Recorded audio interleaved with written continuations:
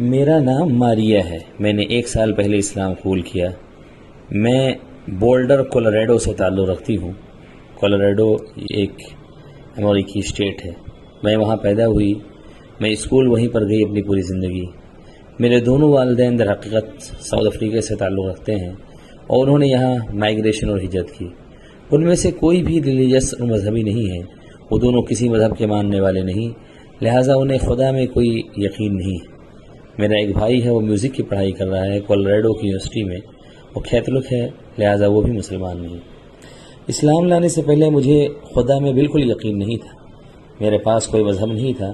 میں در حقیقت کسی مذہب میں یقین نہیں رکھتی تھی۔ میں اسی خیالات کو لے کر بڑی ہوئی تھی جو میرے والدین نے مجھے سکھایا تھا، لہٰذا مجھے در حقیقت خدا میں یقین نہیں تھا، بلکہ تو مجھے کسی بھی مذہب میں یقین نہیں تھا۔ جب بھی یہ مذہب کے بارے میں بات کرتے تو تقریباً ہمیشہ ہم منفی طور سے ہی اور نگیٹو ہی بات کرتے۔ پہلے مذہب کو میں کوئی اچھی چیز نہیں سمجھتی تھی۔ میں سمجھتی تھی کہ مذہب بہت سارے پرابلمز، پریشانیاں اور جنگیں دنیا میں لانے کا سبب بنا ہے اور بہت سی خراب چیزوں کا سبب بنا ہے۔ مجھے دھیان پڑتا ہے کہ میں نے اسلام کے بارے میں 2 یا 3 سال پہلے سنا۔ میں ایک مسلم ملک کے ایک شخص سے ڈیٹ کر رہی تھی، اور اب در حقیقت میں ڈیٹ اور اس جیسی چیزوں کی حمایت نہیں کرتی ہوں شادی سے پہلے، لیکن اسلام سے پہلے مجھے پتہ نہیں تھا، لہٰذا میں پہلی مرتبہ اسلام کے لیے ذرا اوپن ہوئی۔ اب میں اسلام کے بارے میں جاننے کے لیے آمادہ تھی۔ اسلام کے بارے میں کچھ پتہ نہیں تھا، لہٰذا اس مسلم نوجوان سے بات کرنے کے بعد اور کچھ اور لوگوں سے بات کرنے کے بعد میں نے حقائق اور فیکٹس جمع کرنے شروع کر دیے۔ میں نے قرآن کا ایک انگریزی کاپی حاصل کیا۔ میں نے اس کو پڑھنا شروع کر دیا۔ جب میں اپنے منگیتر سے ملتی تو ہم لوگ مذہب کے بارے میں بات نہیں کرتے تھے۔ میں اس کے بارے میں مسلمان یا مذہبی ہونے کی حیثیت سے نہیں سوچتی، بس میں اسے ایک اچھا مسلمان، اچھا اور بہترین انسان سمجھتی تھی۔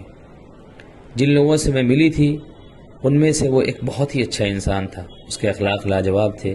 وہ سب کے ساتھ رحم دل تھا۔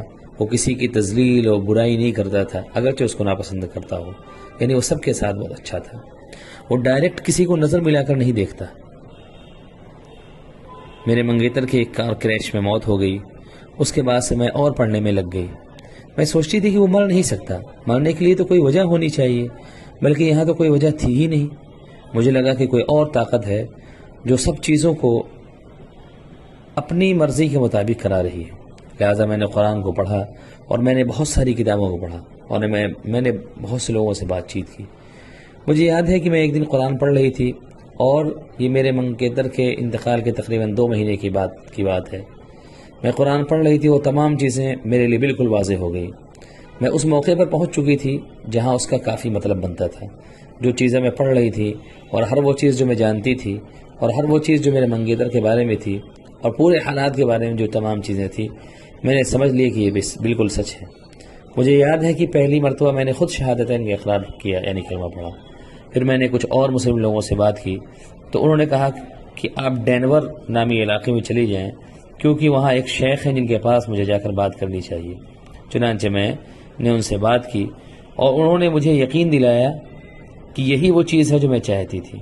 انہوں نے اس بات کو یقینی بنایا کہ میں اسلام کو کسی کی وجہ سے قبول نہیں کر رہی تھی اور نہ ہی میں اسلام کو اپنے منگیتر کی وجہ سے قبول کر رہی تھی۔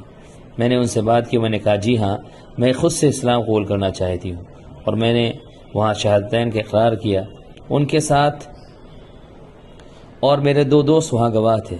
میں سمجھتی ہوں کہ اگر میں اپنے منگیتر سے نہ ملی ہوتی تو شاید میں اسلام کے بارے میں اتنا جلدی نہ جان پاتی جتنا جلدی جان گئی، اور ہو سکتا ہے کہ میں اسلام کے بارے میں اپنا فیصلہ اتنا جلدی نہ بنا پاتی جتنی جلدی کہ میں نے بنا لیا۔